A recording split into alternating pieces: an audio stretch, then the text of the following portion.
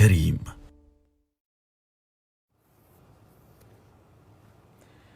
Dear viewers, brothers and sisters, Assalamu alaikum wa rahmatullahi wa barakatuh.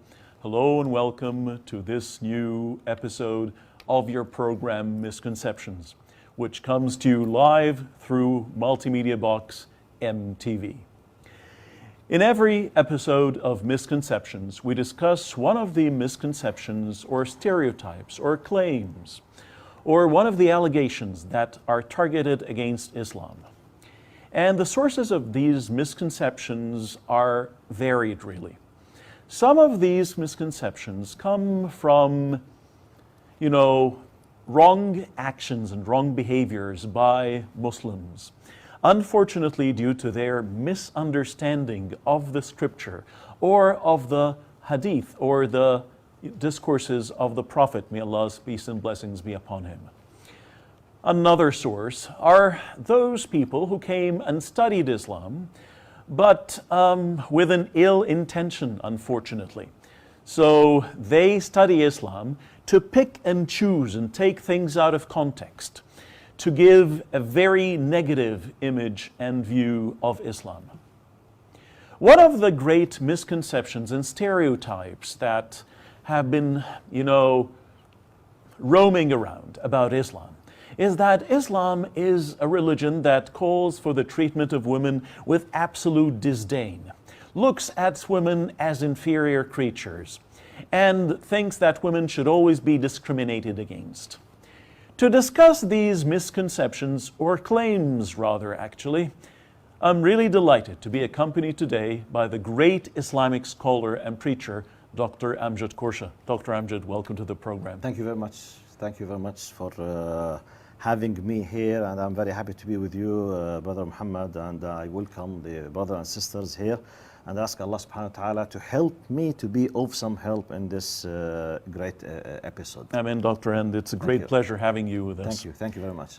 Thank you. So to start off with a base, let's try to put a base here for our viewers to understand.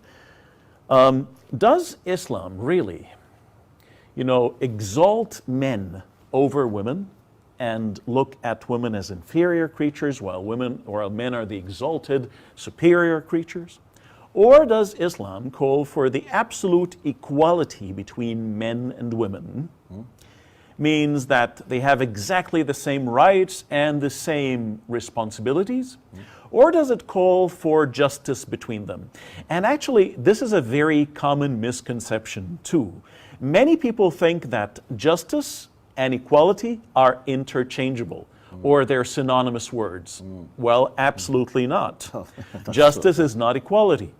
So equality would mean that if I have three people, one is extremely poor, another one is of moderate situation, and a third one who's extremely rich, I have $3 with me.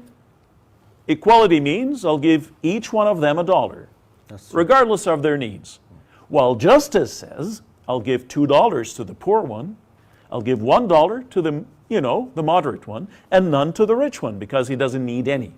So does Islam really call for equality or justice between men and women, having equal rights, equal responsibilities, but of different kind according to their different structure as human beings? Thank you very much. Bismillah ar-Rahman ar-Rahim. In the name of Allah, the most compassionate, the most merciful, all praise and thanks are due to him, and peace and blessings be upon his beloved Prophet Muhammad sallallahu alaihi wasallam.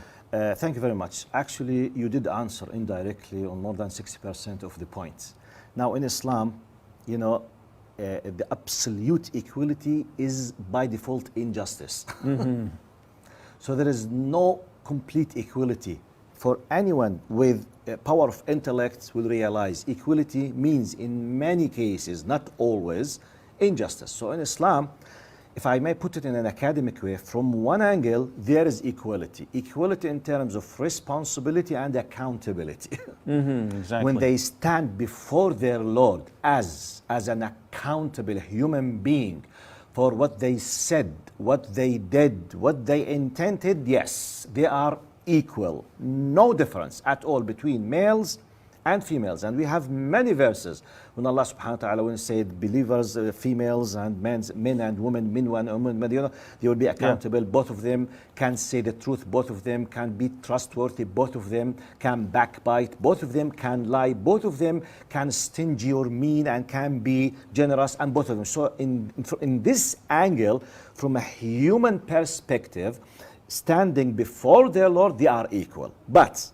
when it comes to their some specific areas in their life, in what pertains to their responsibilities, now I think the common sense tells us as well, Allah subhanahu wa ta'ala, God Almighty, has given men some kind of specific characteristics with specific duties related to their characteristics, and gave women, in addition to the, let's say, common ground with men, some specific characteristics as a female, which will enable them to be more powerful in their area, and therefore we have some different duties and consequences to this. So, and this is, as you said, the justice. It's like, for example, if I have two sons, one of them doing his BA in medicine, the other one BA in English literature.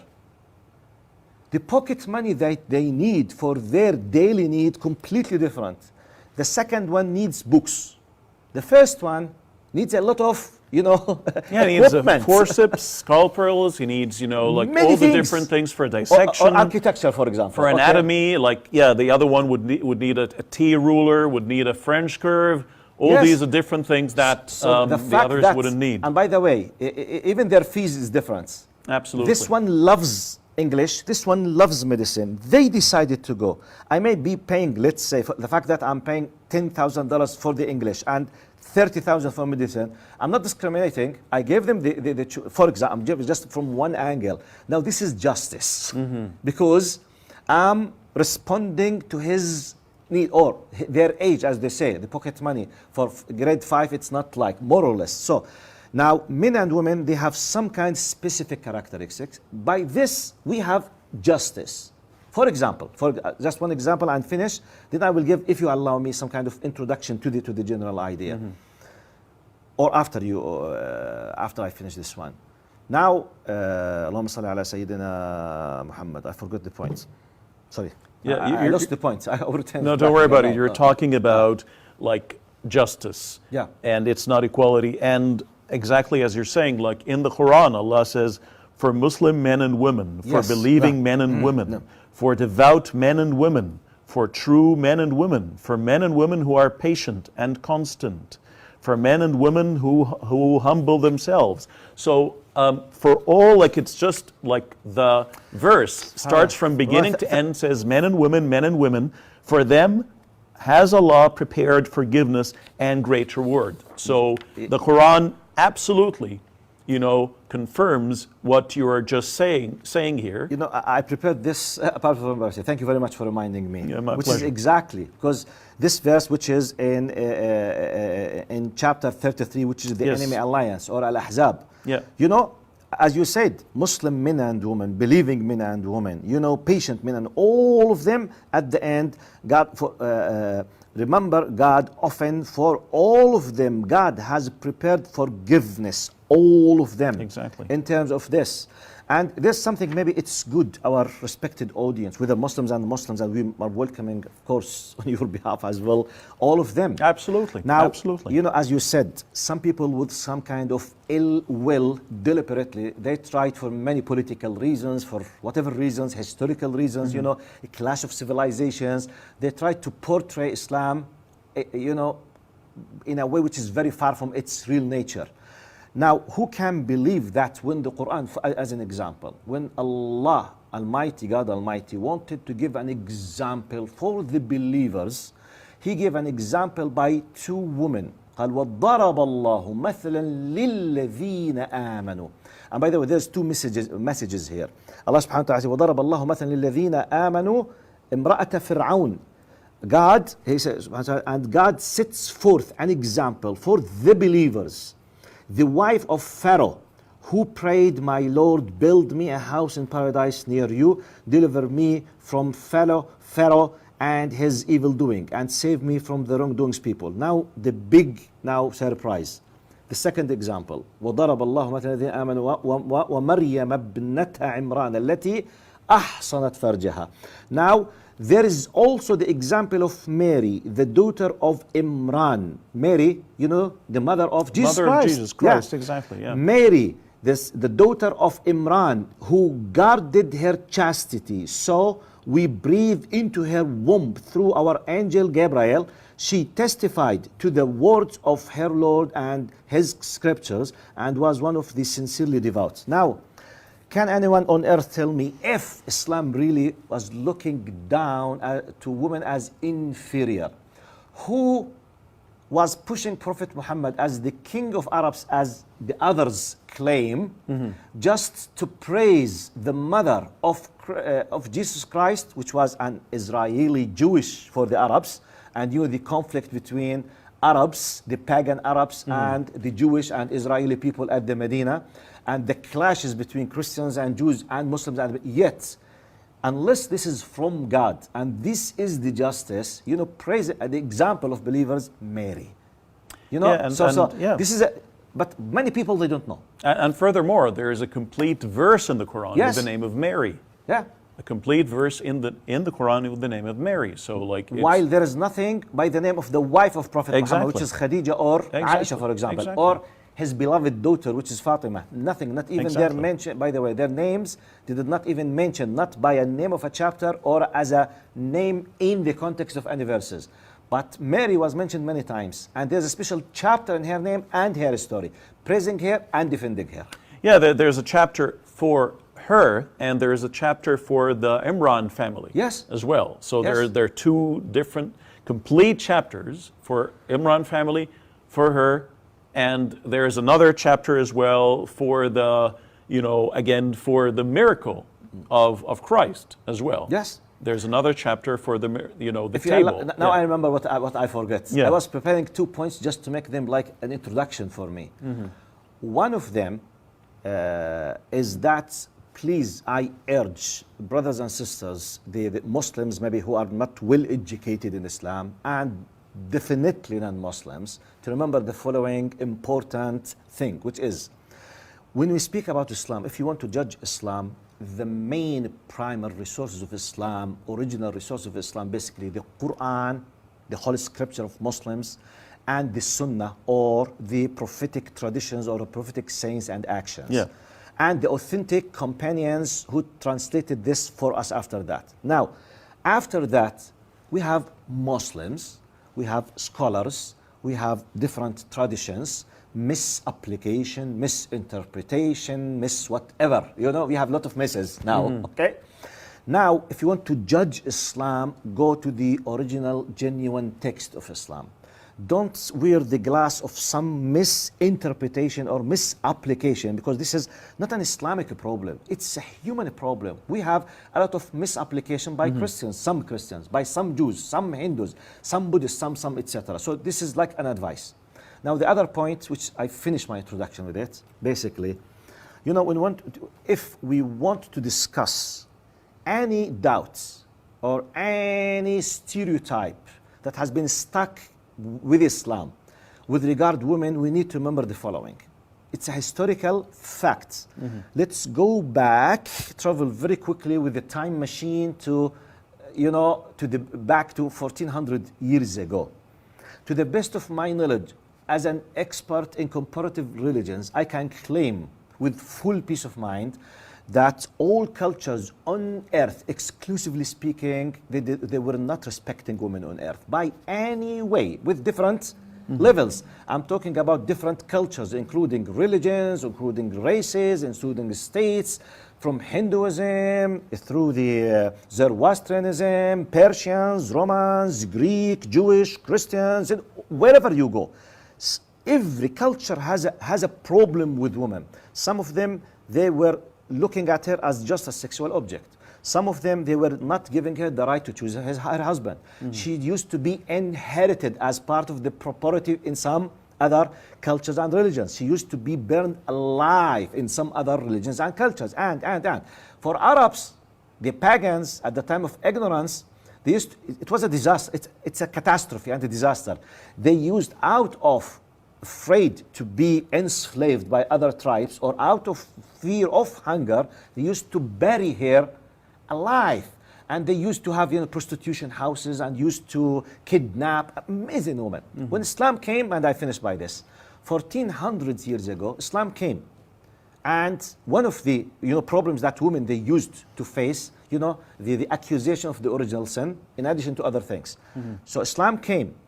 Islam declared that Adam and Eve, both of them, they were responsible for the decision of eating from, it's not just Eve. Yeah, the forbidden fruit. Yes. 1. 2, she has the full right to choose the husband. 3, she has the full independent personality to take her decision with financial contracts, and she has her own and decisions complete, which was, to the best of my knowledge, no culture on earth at that time gave less than 10% of what Islam gave the woman. Starting from this historical fact really will help many people to say, wait.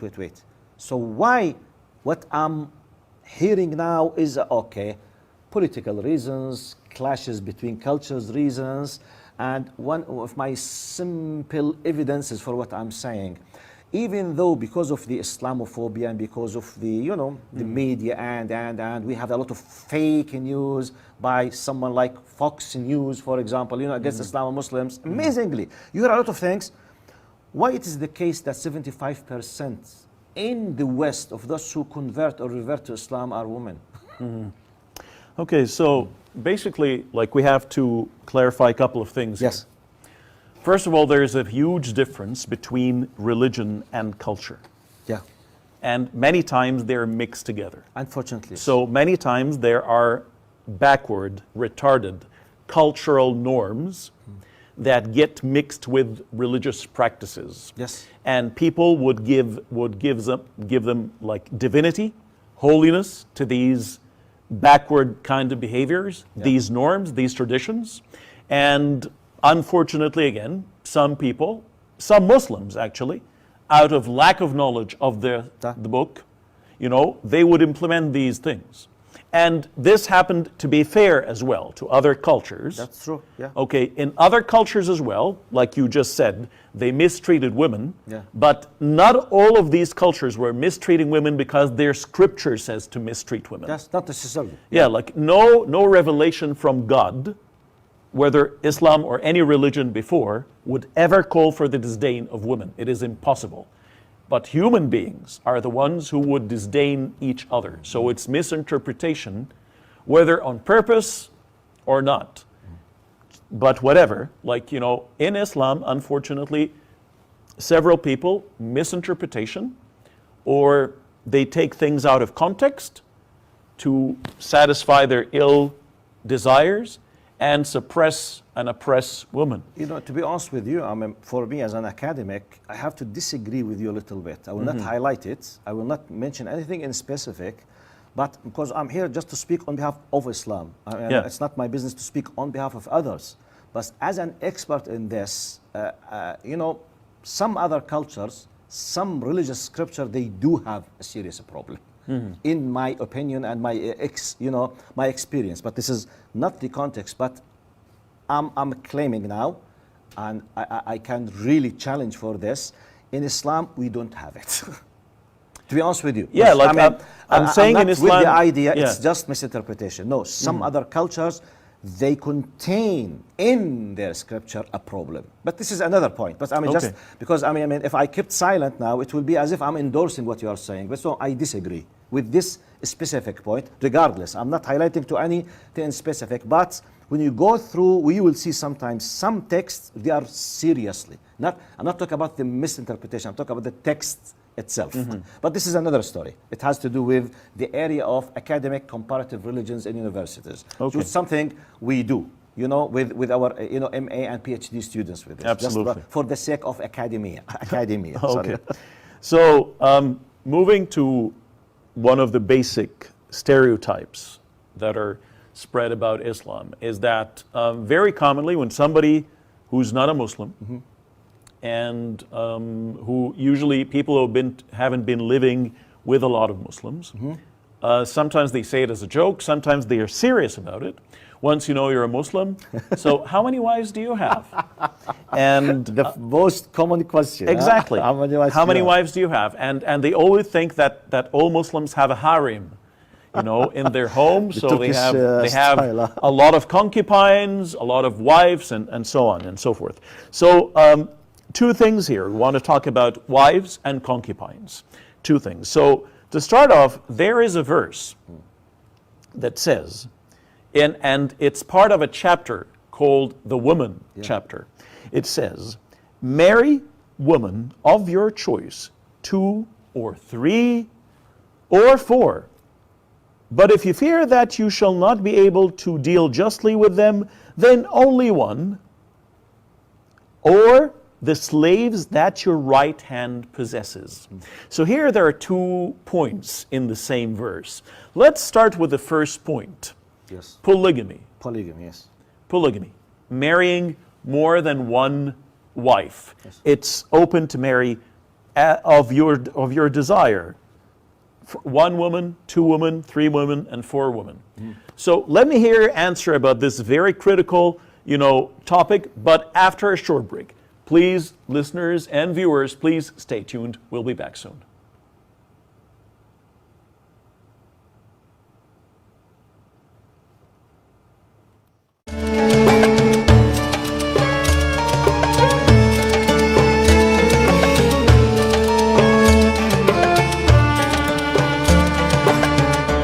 MTV MTV رمضان كريم.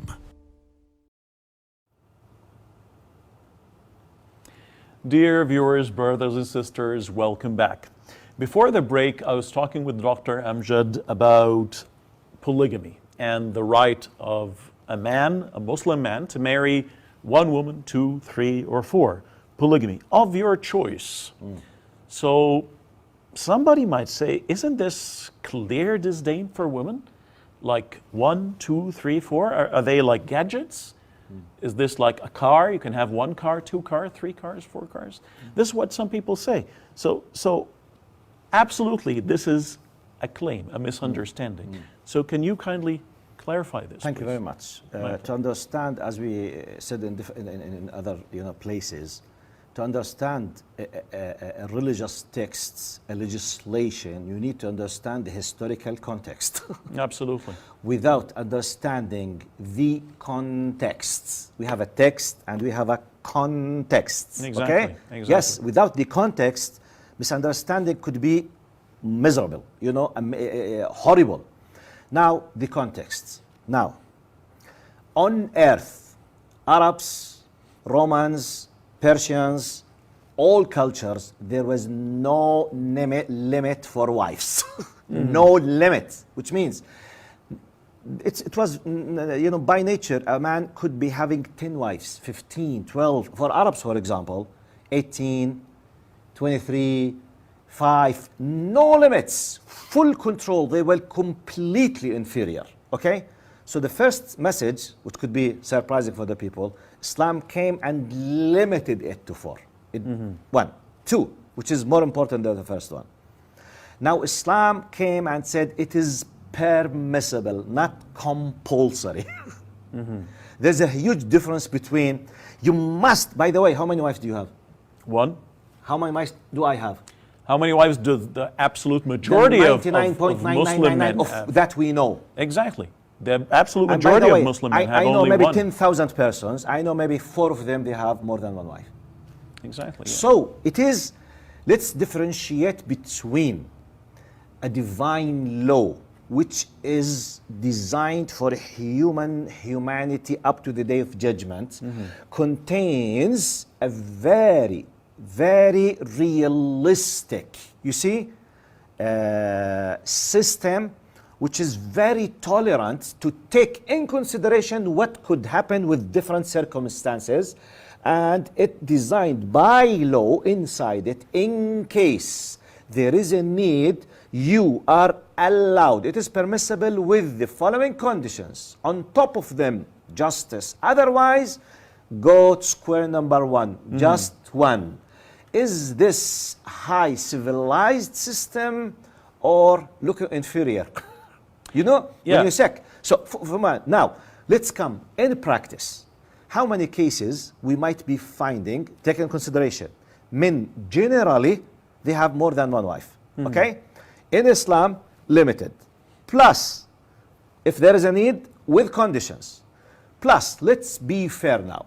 And I hope I will not offend anyone with my talk. Worldwide now, East and West, generally in the secular world now, what is the percentage of men who don't care with religion, who do not have more than girlfriend or more than women in their life? Yeah. I mean, I'm not exaggerating if I said, and by the way, I read something about that.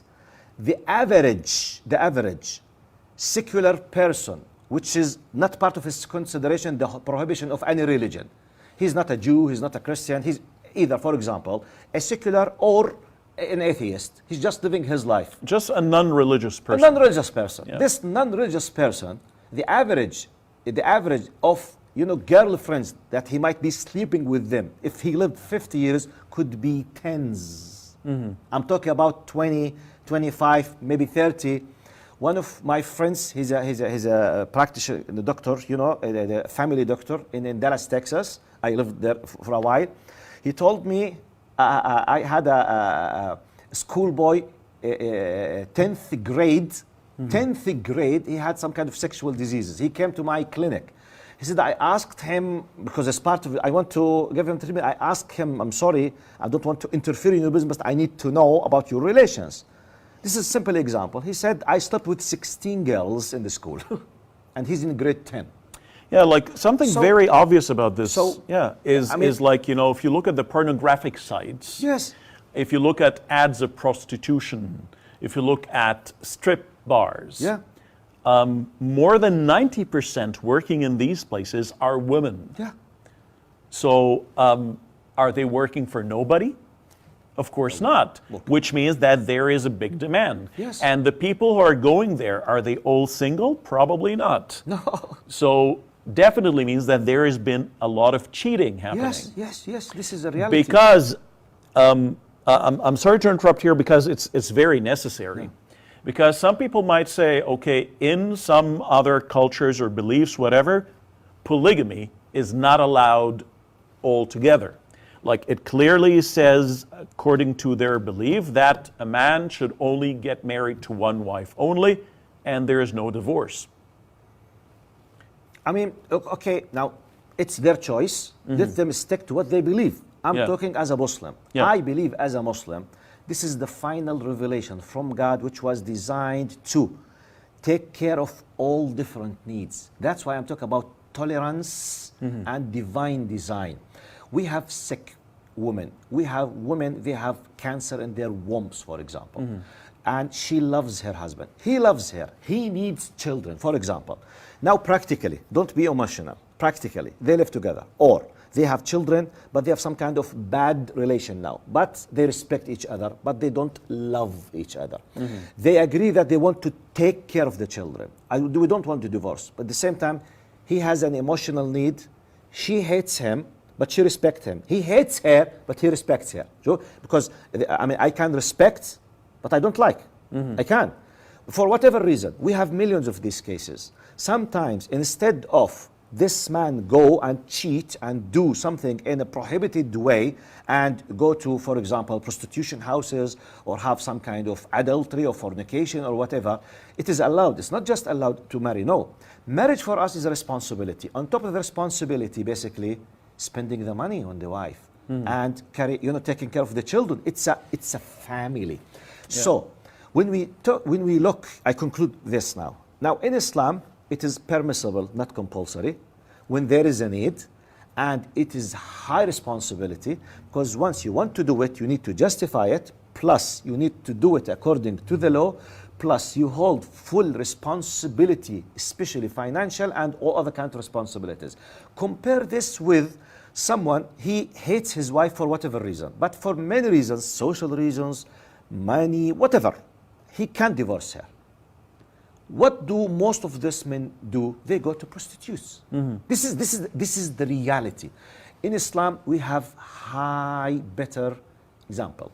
Under the sun, he is married, full responsibility, no cheating, no backbiting, no betrayal, nothing at all. In reality, unfortunately, some people, they attack Muslims, like Muslims, you. In reality, he's having girlfriends by tens in his life. So come on, come on, please. Yeah. By nature, you have a problem you need. For us, we are realistic. We say, you don't like him, divorce him.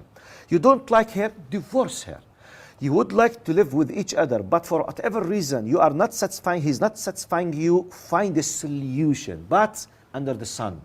Legally, with full responsibility. Is this good or bad? Yeah, absolutely. And I think just to complement what you were saying, and in Islam, a man is fully responsible for all of his wife's needs. Yes. The wife is not responsible for the man's needs. At all. At all. Like, she's not responsible for suckling the child. She's not responsible for cooking. Yes. For tidying the house. She's not responsible for spending 1 penny of her salary on the house, even if she's a billionaire. Which is the most important thing now. Exactly. Because many women around the world, they suffer from this. If Yes, they don't absolutely. work and pay and they share, I mean, they are kicked out of the house. In Islam, she would do this only as a favor Yes. that should be fully respected by the man. Yes. He should fully thank her for that. And please correct me if I'm wrong. Of course, you are the most knowledgeable here, doctor. But the reason is, like, the woman can divorce herself. She can, yes. She can divorce herself. So it's like she's not stuck in a jail with the man. No, at all. If she doesn't like him marrying another one, she can ask for divorce. Moreover, she can ask in her marriage contract from the beginning to ask her, like, she can put a conditional clause. Definitely, She can yes. put a conditional clause in her marriage contract stating that I do not allow my husband to marry another woman. If he agreed upon this, he will not be allowed to do it. It's a commitment. That's it. It's a commitment in front of Allah. He would be committing a major sin. It's a clarity, commitment, responsibility under the sun. Absolutely. This is, I call this is the highest civilized system. Exactly. So Yeah. polygamy here is allowed in order to maintain the the responsibility of the man towards the woman. I just forgot something. Yeah. Now, what happens at the time of the wars? Generally speaking, one of the examples, just to see how realistic and practical polygamy could be. Now, generally speaking, the history of humanity, wars basically are done mainly by men. The casualties, the death, the most Are of male them, they are men. casualties. Yeah. And always consequently, if thousands of men at war passed away, means by default we have thousands of women left behind as widows, as mothers, as daughters, as. So this is part of the nature of humanity, wherever you go. And maybe we say, no, this is old history. Come on, let's come now. Just, few decades ago, Second World War, what happened? Huh? Yeah, like women. Yeah, like we had 80 52 million. millions. It's Yeah. 2 wars. Yeah. 2 wars, more than 60 millions. Yeah, in World most War of them II civilians. only, we had 80 million casualties, and these are the official numbers. Yeah. Probably the actual numbers is more than 100 or 120 million dead people, and out of those 120 million or even 80 million, more than 90% of them are males. Which means Leaves a lot of widows. Now, is it preferable those widows just to stay there, just to be mistreated, misused, or to find a husband who should be in charge, full responsibility by religious duty? He must work and spend the money, take care of her, and any kind of offspring, any kind of children comes legally, they are attributed to him, which is more honoring for the woman. Absolutely. And moving to the second point, excuse me, which is the second part of the same verse yeah. in the same chapter, which then only, which says, but if you fear that you shall not be able to deal justly with them, then only one or the slaves that your right hand possesses. Slaves, are we back to the time of slavery? And again, are we talking about concubines here? Or are we talking about a harem? So I can have a harem, I'm married to one woman. Practically, I'm married to one woman. Theoretically, I'm married to one woman. But in practice, I have many concubines. I have many harem. They're like my right hand possesses. Isn't this extremely backward, and isn't this just calls for absolute animal lust? The question just should be raised. Was this an Islamic or an Arabic thing or a worldwide human thing? Absolutely. Yeah. Historically, and I claim with full confidence, it was not just a cultural, it was as well, it was endorsed by other religions as well. Yeah, some prophets had concubines. Over. Yes. Some prophets had concubines. So if someone is focusing his mind, look at Muslims, wait, please. Slavery for men and women, slave girls and slave men, generally, it was the culture of people on earth. Yeah.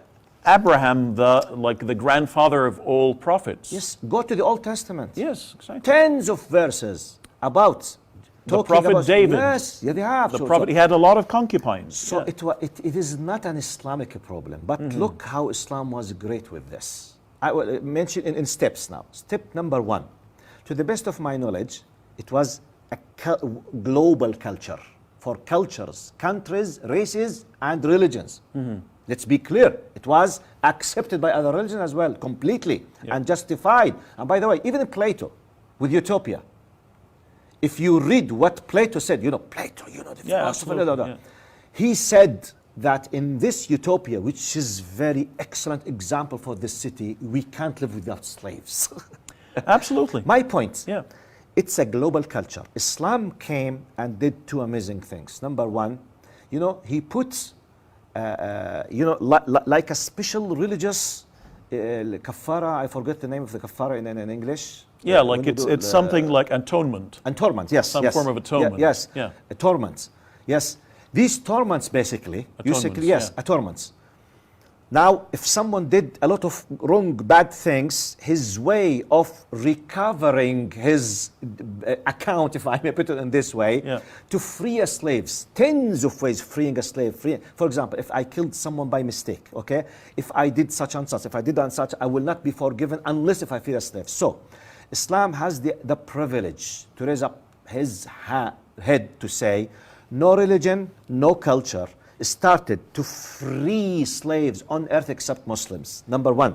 And I can prove that by, United States, just less than 150 years ago, less than 100 plus years, they started, the movement of freeing slaves. I'm talking about the United States now, not talking about 1400 years ago. And we know all that. Yeah, like actually Canada we're living in was the very first country in the British Empire, and not all of Canada even. Yes. Part of Canada, when it was in the making, was the very first part of the British Empire to start freeing slaves.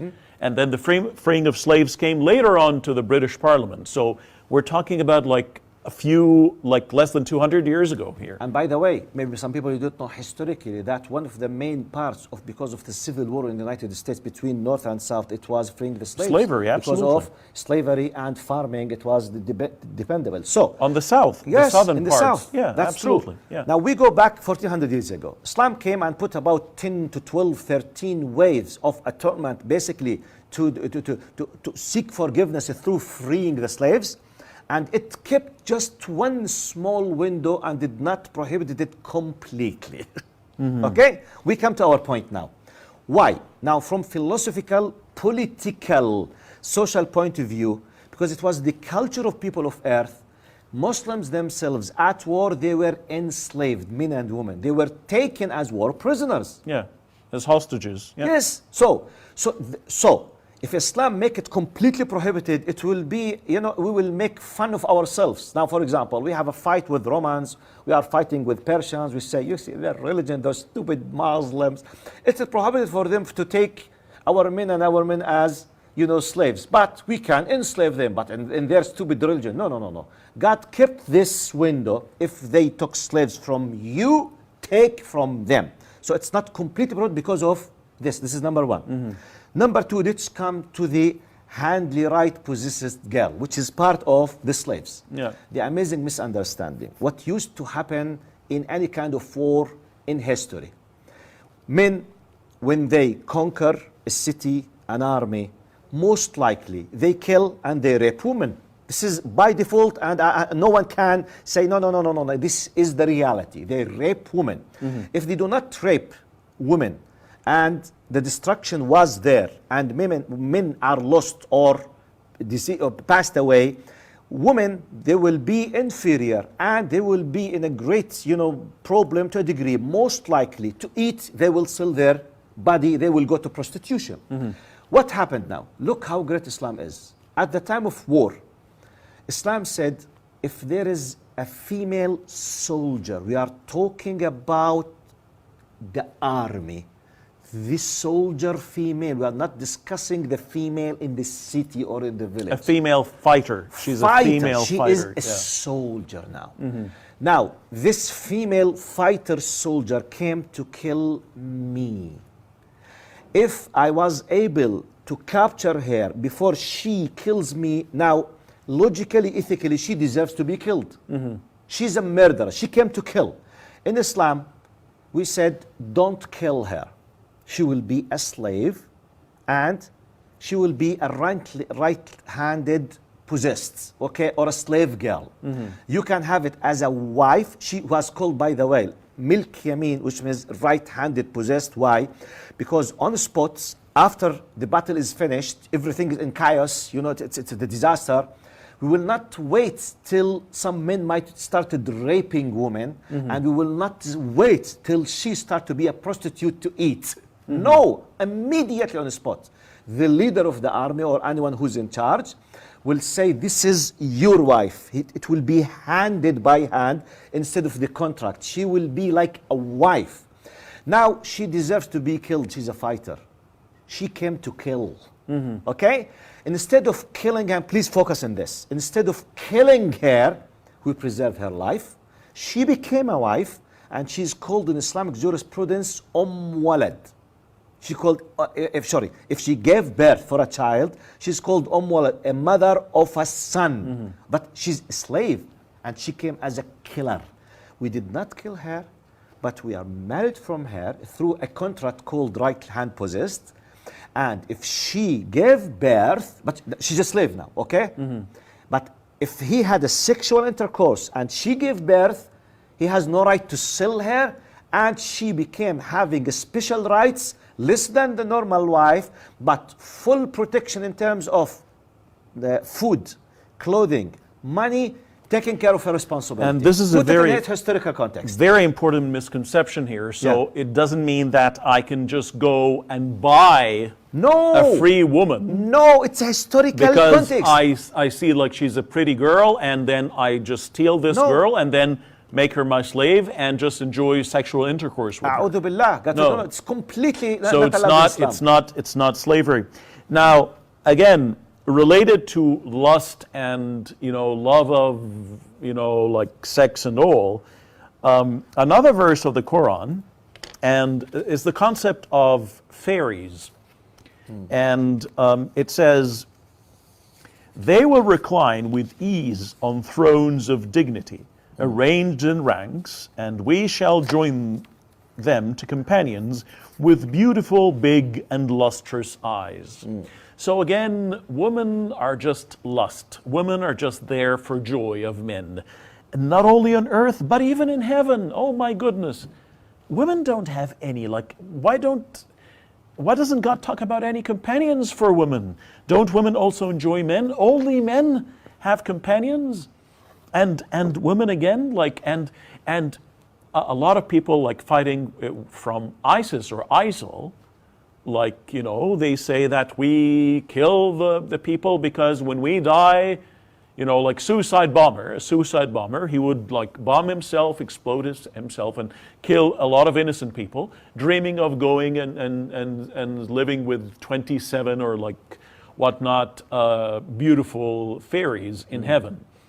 So isn't this, again, sexual discrimination? This a sexist mind? A retarded mind? Let me start with the following. If you have a son and daughter and you want to attract them to come with you to do something, can you tell your son, hey, I have a very beautiful dolly for you? Or I have a very beautiful new PlayStation game about fighting. Which one you will attract your son? This latter, of course, the latter. Of course. Why not the dolly? It's his instinct. Type. If you have a very nice, beautiful girl and you want to ask her to come, which one will attract her? The doll, of course. It's her instinct again. Now, let's go to square number one. Now, do we have this kind of desire? Yes. Is it something, shame on you? No, it's part of our nature. Now, the wrong thing, how to apply it, how to perform it. Now, where is the problem if God is, it's like when you say, for example, if you do, now in worldwide, the nature of men, they are attracted amazingly by the external shape and appearance of a woman, which is not the case necessarily with the same level with the women. I'm not saying women are not attracted by men. I'm saying the window, the gates, the level of attraction through, for example, the sexual appetite of a male will be much more attracted to a female through the external appearance. And the proof of this is, like we said, look at how many prostitutes we exactly. have. Female, like how many like female prostitutes versus men gigolos? We have gigolos. There are men gigolos, but the percentage of gigolos is 1 to 100. Exactly, compared to women prostitutes. Maybe 1 to 1,000. Exactly. Why? Because the nature is different in this specific point. Absolutely. As I said, maybe in the Arabic episode, if you remember, one of the American professors, he was said, can you tell me how many women could be paying a penny just to look to the legs of women? No woman on earth will pay to the legs of men. To the legs of men. While we can find millions of men on the porno sites, they are paying billions of dollars to look at the legs of women. Absolutely, yeah. Now, if the Quran is mentioning, as part of many desired things, you will be having, look, now you will be paired. You will be married to beautiful girls with a very beautiful wide eyes. Where is the problem? Is it something against their nature? No.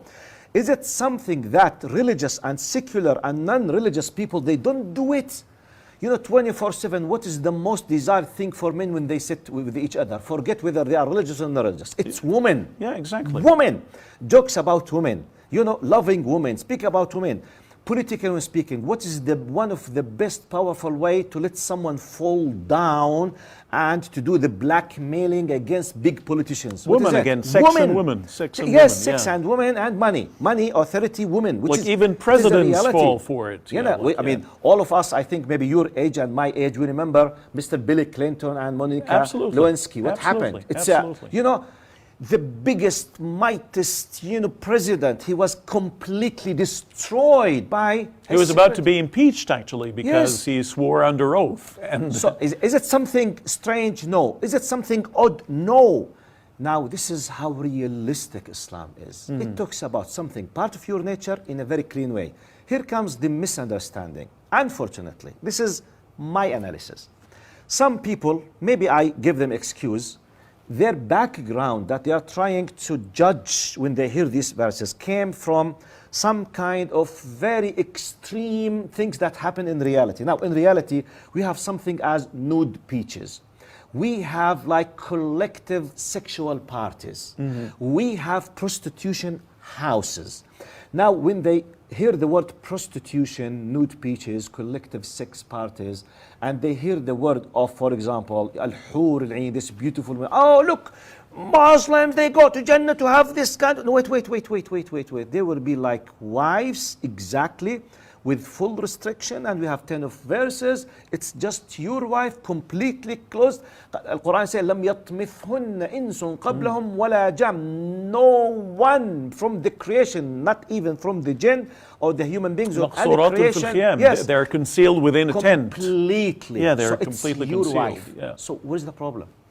By the way, you know, I accept from anyone to accuse me as a Muslim that I have a problem in my religion in case, if he can prove to me that people on earth, they have no problem, they are not attracted sexually, they have no problem in not to deal with women while they are living. If they can prove that, I have a problem. But this is part of the nature. And sexual attraction is not a shame, actually. No, it's not a shame. It is the essence of life on earth. If there is no sexual attraction, then there will not be any children. There will not be a continuation of life. The only problem of you know, any kind of instinct or any kind of craving, be it for food, be it for sex, for anything, is to take it, blow it out of proportion. Yes. If you put it in the right channel, it's absolutely great. It is a necessity for the continuation of life. You used the very beautiful word. It's just the way of channeling it. That's Exactly. it. If it is in this channel, now, for example, prostitution, basically, in its simplest definition, it's a sexual relation between man and woman. Marriage, it's a sexual relation. Marriage has a big, huge, you know, concept, which is beautiful. We celebrate. Yeah. We go. We invite. We feel proud. We have offspring. Prostitutes, they hide themselves because by nature it is something shame in you and what you do. So it's not just it's the attitude, the way, the consequences, the channeling. Is it legal or illegal? Now for example, if you put money in a bank, you have two ways. If it's a money laundry, you will be a thief and you will go to jail. If it is illegal money, you are an excellent citizen in the same city. So in both cases, you are putting the money. Okay, what was the attitude? Where did you bring your money from? So it's not the fact of having the money. How did you have it? What was your intention? What do you know about the source of the money? You could be a great hero in the society and you could be a big criminal. And it's the channeling, like we're afraid of lightning, okay? But lightning is basically electricity. Yeah. Lightning is the same power that we use to have the lights, to have the computers on, but the difference is that it's channeled. Yes. When it's channeled, it becomes a source of civilization. That's true. For computers, for cars, for lights, when it's unchanneled as lightning, it becomes a source of destruction. Yes, it could kill at any moment. Exactly. It's the same thing, exactly, like if it's channeled well. Now, last but not least, actually, you know, it's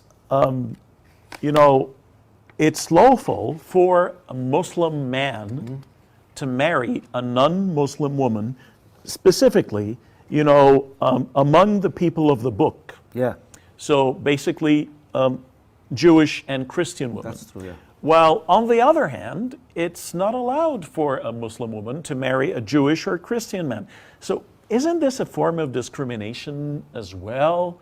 And, you know, and don't women have you know, like the desire to love as well? Like what if the woman falls in love with a Christian or a Jewish Let's look guy? to the bright side of the story.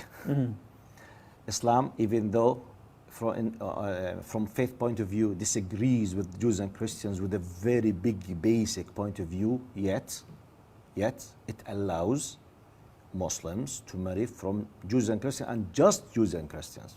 Which means if a Muslim woman is married from a non-Muslim apart from Jews and Christians, the marriage contract is invalid.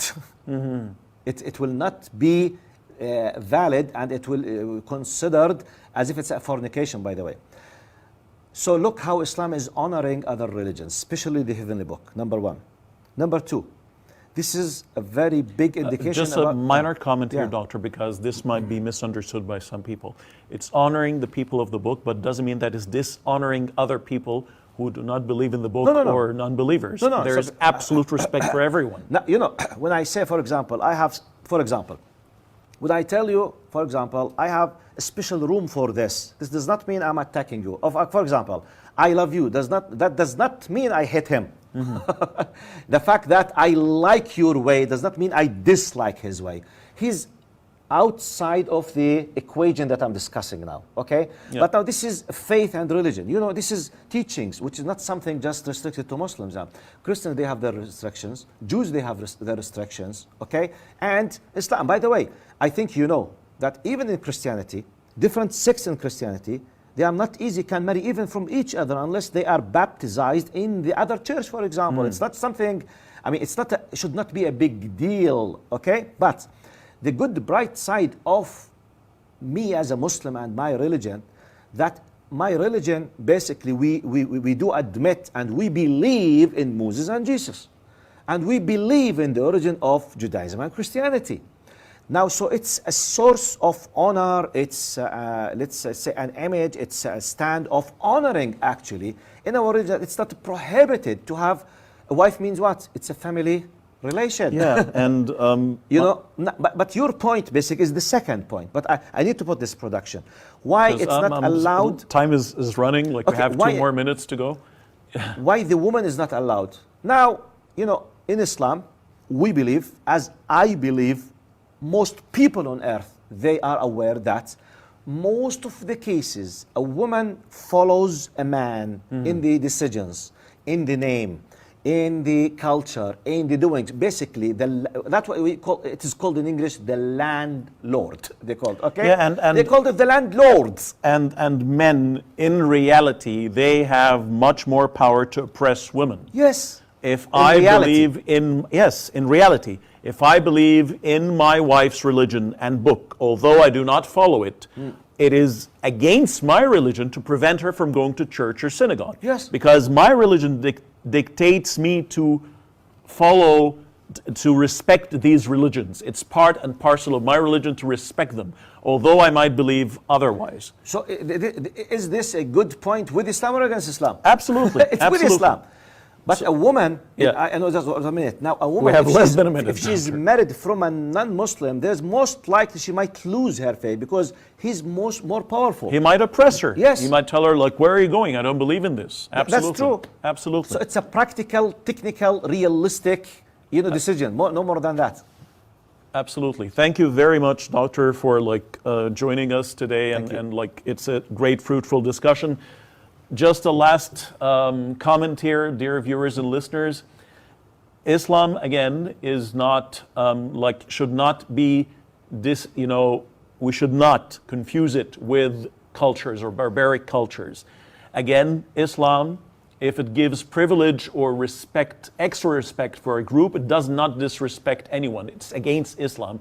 We must respect all the people on earth. And polygamy, for example, is prohibited in Canada. It is the duty of every Muslim living in Canada to respect the laws in the land he's living in. So it's not a call to break the laws here.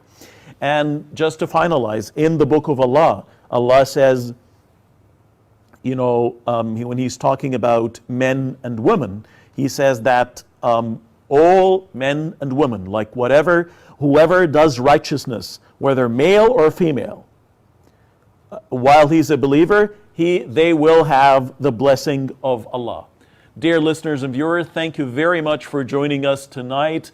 Until we meet again next week, and until we meet on Saturday with an Arabic episode, thank you very much, and thanks one more time to Dr. Amjad Qourshe for being with us. Thank you. Thank you very much. Thank you, dear listeners and viewers, brothers and sisters. Until we meet again, Assalamu alaikum wa rahmatullahi wa barakatuh. All the best.